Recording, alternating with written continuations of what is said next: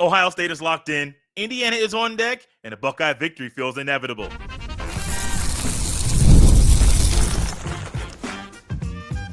You are Locked On Buckeyes, your daily podcast on the Ohio State Buckeyes. Part of the Locked On Podcast Network, your team every day. Yes, welcome in everyone to your Feel Good Friday edition of Locked On Buckeyes, which is your daily Ohio State podcast. Part of the Locked On Podcast Network, your team every day. I'm your host, Jay Stevens, also the host of the Jay Stevens Podcast. And today's episode is brought to you by FanDuel. You can start the season with a big return on FanDuel. New customers can place a $5 bet, and you'll get started with $150 in bonus bets if you win your first $5 bet. Simply visit FanDuel.com to get started. During today's show, we will unveil our score prediction for tomorrow's game, as well as some keys to a Buckeye victory. But first, Ohio State's locked in. Indiana is on deck, and a Buckeye victory feels inevitable. Earlier this week, Egbuka made a comment about how things are going in practice, and it gave me more confidence in a thought that I had earlier in the week that Ohio State would win this weekend. Ohio State's the more talented team, but sometimes the more talented team doesn't win the game. So some of you might be saying, Jay, why are you coming out so bold this early in the show talking about Ohio State will definitely win the game? What do we know about Will Howard?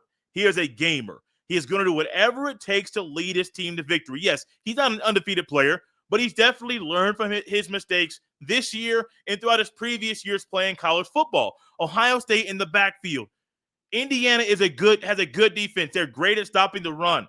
They have not faced a running back duo like Quinshon Judkins and Travion Henderson. The talent is going to be seen all game long. Up front, yes, there's a massive loss with Seth McLaughlin not being there. There's also a massive loss with Josh Simmons not being there. But what I know is Ohio State is prepared for this moment, moving Carson Hinzman back to center and also putting Austin Serveld back at the starting left guard spot. They're prepared for this, better prepared for this than almost any other school in the country. Serveld started a couple games at left guard this year.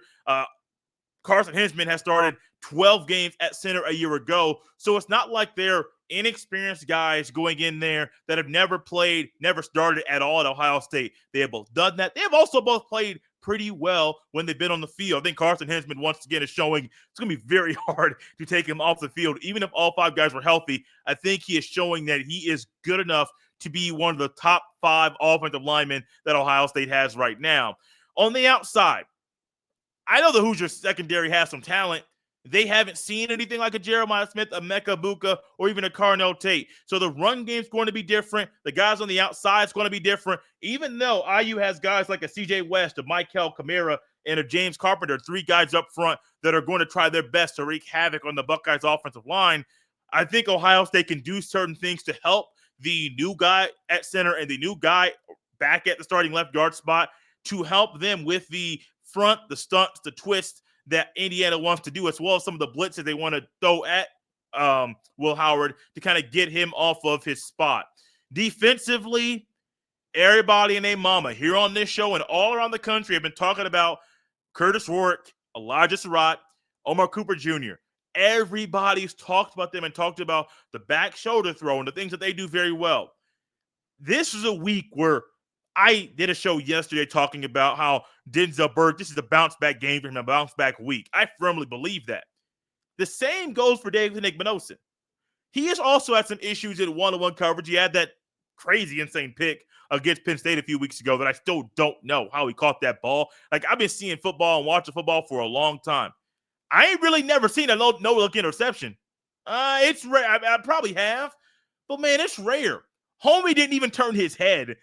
We talked about it for Denzel Burke, how he can kind of look and see if you time that turn that the receivers at Indiana do before catching the ball. If you time that correctly, you can run through the receiver's hands and break that thing up. Well, on that play, Davidson Egbuka didn't turn his head. He ran right through the receiver's hands and caught that ball. And I'm like, man, how did you do it? Now, he can take that experience and the confidence gained from that play, also trying to contain those hands. Now, he's going to be a physical guy, but you kind of got to control and contain how grabby you are and how handsy you are, because these refs are already looking at it. They watch film just like the players do. And like, oh, he's going to do this. we got to watch him because that might be a player where you throw the flag. I think it's going to be a bounce-back game for both of them, Egbuka and Denzel Burke. I think Egbuka's physicality is going to be very big this weekend. Also, Burke's experience and his desire and really regaining his confidence is going to be big this weekend too. On defense, though, there's some guys that IU hasn't faced. Never faced a Caleb Downs. Never faced a Lathan Ransom. You may face a team that has one elite safety or one safety that might be in the first round, the other safety that might not get drafted. Ohio State has two guys that at worst are going to be second-round picks. I think Downs is the first-round pick, and I wouldn't be shocked if Lathan Ransom is a first-round pick too, but he's probably going to be more of a second-round pick. Medicals are going to be a big thing for him when the combine comes around early next year. These are all reasons why. So not only seeing the talent, but Ohio State has done some things over the past few weeks where sometimes it seems like they're sleepwalking on offense and on defense, but they're still moving the ball. They're still doing some things right. Only giving up 2 touchdowns since that Oregon loss. That's huge. Those are both runs by the quarterback. So as the issues that the team has had with the corners, receivers aren't scoring. As they're re-engineering this defense, nobody is scoring. I'm not going to say that Curtis Rourke's not going to throw a touchdown pass tomorrow. I'm not going to say that. But I will say this. It's going to be a whole lot harder to make that thing happen than any game Curtis Rourke has ever played in his life. I'm not a guy for hyperbole. I'm not really around here just trying to throw things out there and say, oh, this seems like it's way up there in the clouds. I'm going to throw it up there and see if it sticks. No, I firmly believe that this game tomorrow is going to be a massive test for Curtis Rourke. He may get a passing touchdown. He may even get 2. But I don't think at the end of the day he's going to say, oh, man, that was a breeze. No, it was tough. But also when it comes to the front of Ohio State's defense, they've gotten more pressure. They've started getting more pressure on the quarterback. But with Cody Simon and Sonny Styles playing as well as they are and as crisp as they are, I think you can start allowing those guys to do some different things defensively that may be not blitzing, but maybe doing something else in pass coverage. Is this a week for C.J. Hicks? I don't know. I know Mitchell Moult didn't play last weekend, so I'm very, very curious if that jack position comes out. Who is the guy to play it? Is it C.J. Hicks? He's very frustrated in regards to a few weeks ago after one of the games at home where he wasn't really playing the edge as much as he wanted to, and I understand his frustration. You got to show up on the field, man. And maybe this is a weekend. They show trust in him and say, look, go out there and just rock. He goes out there and does this thing. You're like, oh, they've tapped into a level of C.J. Hicks that is needed for Ohio State to take the next level. Ohio State desperately needs this game. You want to win the Big Ten championship? That's something you've talked about all season long. You need to win this game. You lose this game, you're basically handing over the other Big Ten championship game spot to Indiana because they're going to win the head-to-head matchup. You're going to have 2 conference losses, and IU's probably going to roll Purdue next week. Even if Ohio State beats Michigan a week from now, which I think they will, if they win that game, there's still 2 losses. You're basically saying we're not accomplishing one of our goals and losing to a team that we have not lost to, since the 80s? Just keep all of that in context. Ohio State is locked in. Indiana is on deck. And I'm telling y'all, a Buckeye win feels inevitable. It also feels inevitable because there are some things Ohio State can do and should do for the victory to take place tomorrow afternoon in the shoe. We'll dive into those next. This episode is brought to you by PrizePicks. PrizePicks is the best place to get real money sports action with over 10 million members and billions of dollars in awarded winnings. PrizePicks has made daily fantasy sports accessible to all. You just pick more or less on at least 2 players for a shot to win up to 100 times your cash. Run your game all season long on PrizePicks. You can now win up to 100 times your money on PrizePicks with as little as 4 correct picks.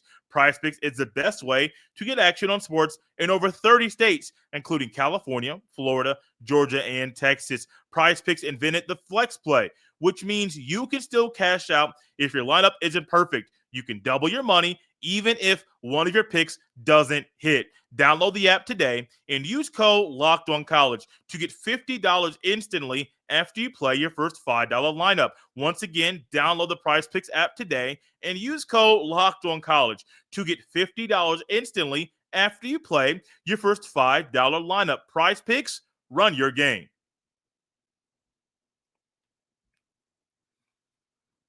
Thank you all for tapping into Locked on Buckeyes and making this show your first listen today. Now, I do think Ohio State's going to win the game, and there are a few keys to victory that Ohio State has, as well as some players to watch during tomorrow's game. These are all things that I think Ohio State will do tomorrow. I have no ifs, ands, or buts about it. The first one is get off to a fast start. Now, some of you might say, Jay, get off to a fast start. You have 100% belief Ohio State's going to win, and you also believe they're going to get off to a fast start? Absolutely. What we have seen over the past few weeks is I think Chip Kelly and Ryan Day try to do certain things. Short yardage, 3rd and 3 or less, 4th and 3 or less, passing the ball a little bit more than they should. I don't think that's going to happen tomorrow. You're going to see an aggressive Ryan Day and Chip Kelly and Jim Knowles as far as making sure the team is being very aggressive on defense, but also that the offense is capitalizing on every down. We have seen Ohio State have less possessions lately. They've also ran less plays lately, which is why you have to capitalize every single second you're out on the field, which means a faster start.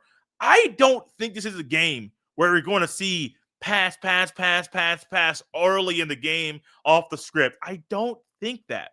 I truly think that you're going to find that Ohio State is going to try to sprinkle in a little bit more run early. Now, you're running into one of the strengths of the Hoosiers. The Hoosiers are only giving up 72 yards a game on the ground. So with that in mind, you might say, Jay, why not go at one of their weaknesses early? You could, because that may open up one of the Hoosiers' defensive strengths later on, or you can realize with the issues that Ohio State has via the injuries on the offensive line, one of the best ways to help an offensive lineman get into a groove is to run the ball. As a former offensive lineman myself, one thing I love to do way more than one of the things I wanted to do the most on the field, let's go there, is run the ball. Hey, man, hey, Meach, hey, Lawrence Casey, hey, Brandon McCullough, whoever's behind us. Hey, what do y'all want to do? You want to blast? You want to power? You want to trap? What you want? Okay, cool. You want to trap? I go this way. Guard goes that way. Bam, open up the hole. We're moving down the field. That's what I wanted to do. And I think every offensive lineman prefers to run the ball. I've watched a lot of football this year, talked to a lot of coaches this year, and one coach told me there were times when our team struggled. And what did our players want to do to get out of that rut? Run the ball. And so, yes, I know early in the game sometimes we get frustrated at some of the side passes or just the overabundance of passes. Start off fast, and a good way to start off fast is to establish the run. It's really going to help your offensive line get moving and get going. Speaking of the offensive line, another key to victory in this game, you got to protect the offensive line, because these 5 guys have never played a game together. Not all 5 in these positions, never, ever. Left tackle, Donovan Jackson. Left guard, Austin Sareveld. Center, Carson Hinzman. Right guard, Tego Shabola. And then right tackle, Josh Fryer. They have never, ever played together in a game. And the first time these guys are playing together in a game is against a really good team trying to do something that no one really thinks they're able to do. I know Hoosiers fans. I even got kids. I got a high school cat that I cover football games hit me up on Instagram talking about, man, Indiana's going to win. And I'm like, man, I like you. I like you. I'm not going to say his name. I almost said it. I like that kid. He's a good kid, good player. We're rooting for the different teams this weekend. So I know, like, this is a big-time game. Hoosiers fans believe it. Some people are rooting for the underdog story just because. And normally I would be, but no, I can't this week. And with that in mind, you got to realize if you're Ryan Day and Justin Fry and even Chip Kelly, what can we do to help these guys?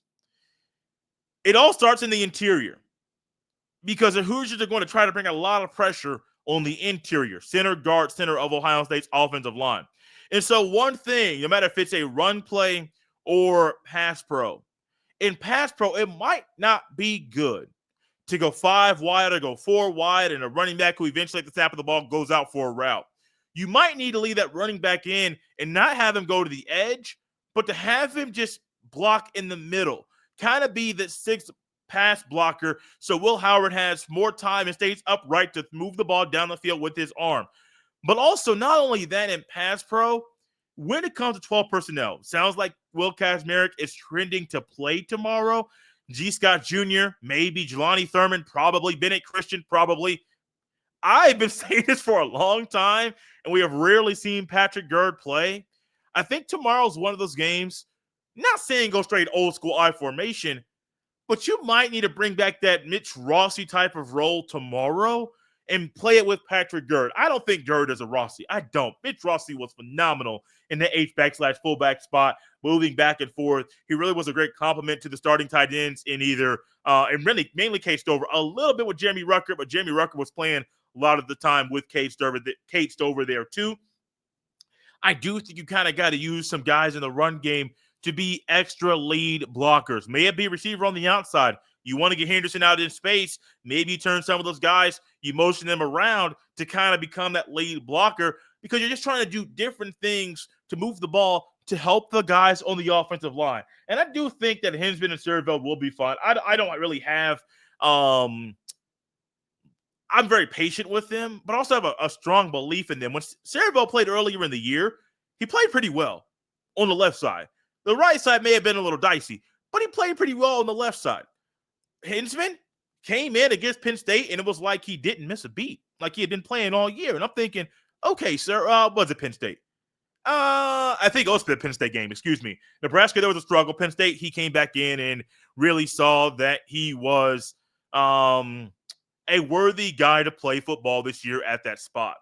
And so the offensive line, I have a belief in them. I have trust in them. And I think Ryan Day does too.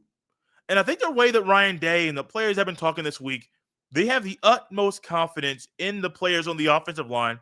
They all respect the Hoosiers, which I think is a big thing when you're talking about a team in Indiana that is not normally here, that's doing things the school has never done.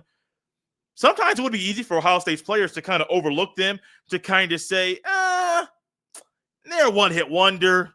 We're going to blow them out. No, they're not acting like that at all. They have the utmost respect for the Hoosiers, and they're telling everybody and their mama, we respect them. We see their talent. We have seen what they've done.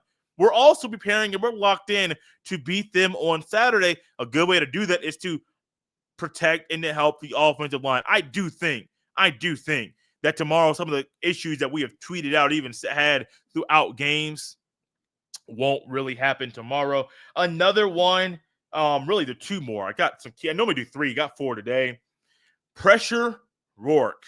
Pressure, and pressure.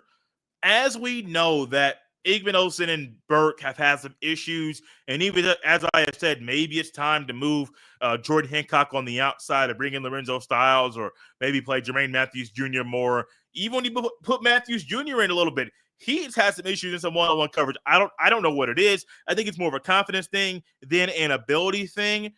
But one way to help those guys out on the outside is to pressure the quarterback consistently. And as Curtis Rourke is a guy who's been sacked 10 times this year, it wouldn't shock me if the Buckeyes get to him 3, maybe even 4 times, and then get 4 or 5 QB hits on top of that to kind of say, look, man, we're going to be in your lap all night. I know I've said that Coach Yost line from Remember the Titans. We blitz all night. And you know what you got to do, maybe? You might have to blitz. You might have to do that to get some pressure on the quarterback. But doing that is going to help your guys outside and definitely help Downs and Ransom do what they do on the football field. Last but not least, the last thing that Ohio State has to do, I can't say it just yet. We got to do that. Got to release that after the break, as well as some players to watch during tomorrow's game. This episode is brought to you by ZBiotics Pre-Alcohol. ZBiotics Pre-Alcohol Probiotic Drink is the world's first genetically engineered probiotic. It was invented by PhD scientists to tackle rough mornings after drinking. Here's how it works. When you drink, alcohol gets converted into a toxic byproduct in the gut. It's this byproduct, not dehydration, that's to blame for your rough next day. Pre-alcohol produces an enzyme to break this byproduct down. Just remember to make ZBiotics your first drink of the night. Drink responsibly and you'll feel your best tomorrow. Go to ZBiotics.com/LockedOnCollege to learn more and get 15% off your first order when you use Locked On College at checkout. ZBiotics is backed with 100% money-back guarantee, so if you're unsatisfied for any reason, they'll refund your money, no questions asked. Remember to head to ZBiotics.com/LockedOnCollege and use code LockedOnCollege at checkout for 15% off. This episode is brought to you by FanDuel. Get ready to tackle the NFL action with FanDuel. It's America's #1 sports book because right now new customers can bet $5 and get $150 in bonus bets if you win. The FanDuel Sportsbook app gives you everything you need to place live bets on the NFL, and it's all in one place. So when you get a hunch in the middle of the game, you can check out the latest stats, view live play-by-play, and so much more on the same page where you place your bets.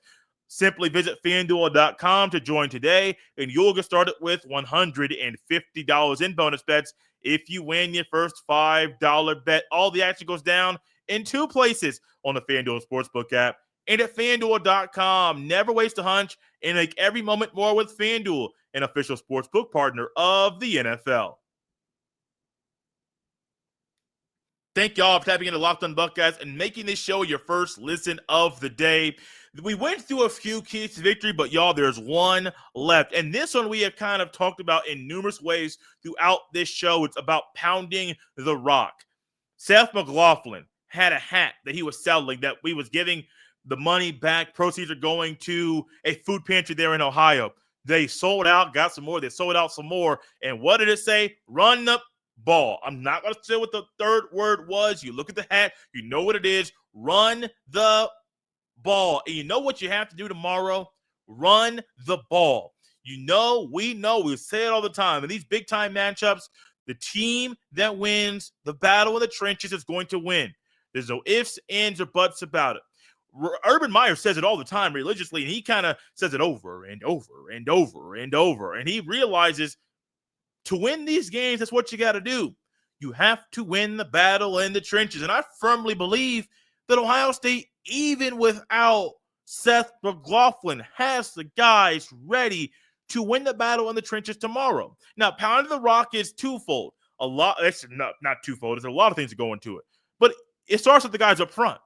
And I think that you're going to find that the guys up front want to run the ball. They're eager to run the ball. Remember what that scene, the final drive that Ohio State had, the final 5 minutes against Penn State? How happy they were and how excited they were, and how Donovan Jackson was more animated and more interjected. Maybe we see him during games because it wasn't like they were going off for 25 and then 13 here and then 18 here. No, 4 yards, 2 yards, 8 yards, 6 yards, 2-yard gain. Oh, here goes 7 more. And what do we find? They were pounding Penn State's defensive front, and they couldn't handle them.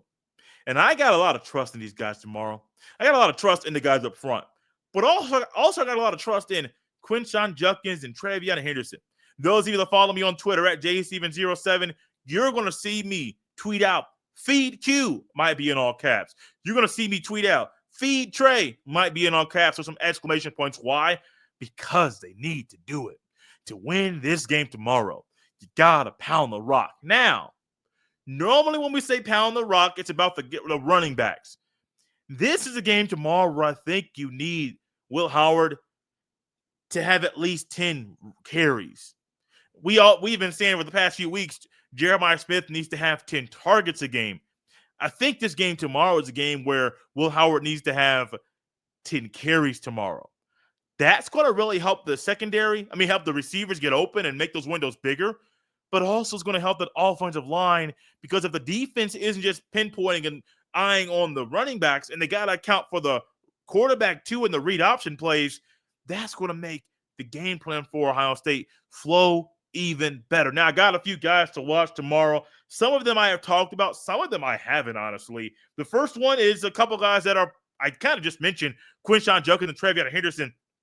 I think these two guys are guys that need to have big games tomorrow. Now, normally when it comes to players to watch, I might list 3, but we can't do that today. This game's too big. Got 4 keys to victory. Got 4 players we're going to talk about. These two guys are 2 guys that Ohio State needs to lean on. Now, we have seen them be great in pass pro and even in run blocking. The Buckeyes desperately need that again tomorrow. at an elite level and do it tomorrow, but also realizing you can't rest because tomorrow, the following week, you got a game against a team the Buckeyes have not beaten since 2019. So let that sink in for you. Not only is it a team that Ohio State is their rival, the Buckeyes haven't beat them since 2019. So you got to ramp up, and once you put on film, they're going to see and they're going to try to attack the weaknesses and the strengths that Ohio State has. And if you keep showing over and over and over you are great in the run blocking, you're great in pass pro, that's going to make it very, very hard for them to have confidence that they can stop you next week. Also, those two guys. Another one's number 75, Carson Hinzman. He is someone that even early in the year, I was saying Hinzman needs to play. I don't understand why he's not playing. Take that man out of the doghouse. You might be mad about a podcast episode during December of last year. That was also last year in December, in between the loss to Michigan and, unfortunately, a loss to Missouri. I want to forget about that, but I couldn't. And so he was in the doghouse. But one thing I remember about Hinzman, they said it this offseason, Carson Hinzman was an Iron Buckeye. So regardless of the doghouse situation or not, and changing of positions or not, he was an Iron Buckeye. Not everybody has earned that right, earned that honor while at Ohio State. And so when it comes to him being an Iron Buckeye and him going back to a spot he played last year because of an injury to the guy that took his spot, they need Carson Hinzman to be the anchor on the offensive line. And I think he can be. I've had to believe in Carson Hinzman all season. I didn't really know how he was going to play at left guard. I was pleasantly surprised. And I think I'll be pleasantly surprised at how well he plays tomorrow at center. Last but not least, y'all have heard me talk a lot about number 6, Sonny Styles. And I think tomorrow is one of those games where he's going to just be a monster. Now, I think Caleb Downs is going to be a monster. He may have a pick 6 tomorrow. I just think he's that good. What do you want him to do? Be a Troy Polamalu, just set him free, let him loose, just do whatever he wanted to? He could do it at an elite level and do things that would really frustrate the opposing quarterback, but so can Sonny Styles. Not saying they're going to play the same role, but they can both cause fits. And I firmly, firmly believe that tomorrow for Sonny Styles is going to be one of those games we talk about for a very, very, very long time. Not as coming of age, but on the national stage in a spot where early in the year he kind of struggled. He is going to be a guy that when it comes to those 2 running backs that have been very good for the Hoosiers this year, he's going to be great at. Hey, I know this play. I've seen it in film all week. Oh, got that. Got this here. Got that there. He's that guy. And I think his sideline speed is going to be huge. Oh, my gosh. So huge tomorrow. Man, we made it to the end of the show, and I didn't unveil my score prediction yet. I've been so hyped about this game. I told you who I'm picking to win. But my score prediction, I got Ohio State winning 31-20 tomorrow. My mama's not going to like that. She's an Indiana grad. I got friends that aren't going to like that. That's okay. We'll still be friends. I got the Hoosiers losing. I got the Buckeyes winning. They advanced to 10-1, 11 games played, heading into a very pivotal game against Michigan. The stakes in this game, Ohio State wins. They still have a shot to play in the Big Ten Championship. If they lose, they're basically out. And you know what? I think Ohio State is ready for this moment. They're ready to stand up, rise to the occasion, and to really remind everybody in the country they are the Ohio State University. And you know what? When the Hoosiers come to Columbus, they might put up a fight. I think they're going to put up a big fight tomorrow. The Buckeyes are still the team that the Hoosiers are going to struggle to beat once again tomorrow. Buckeyes win 31-20. We're going to be rejoicing tomorrow on the postcast. Speaking of said postcast, join us tomorrow live right here on the YouTube page at Locked On Buckeyes on the YouTube. And you know what? We'll be breaking this game down. 3 segments like this show here. Instant reaction. What's the biggest takeaway? Also have some players of the game as well. You can follow me on Twitter at jstevens07. Send every email to jstevens317@gmail.com. We're up out of here, Buckeye fans, on a Feel Good Friday. We'll see you next time.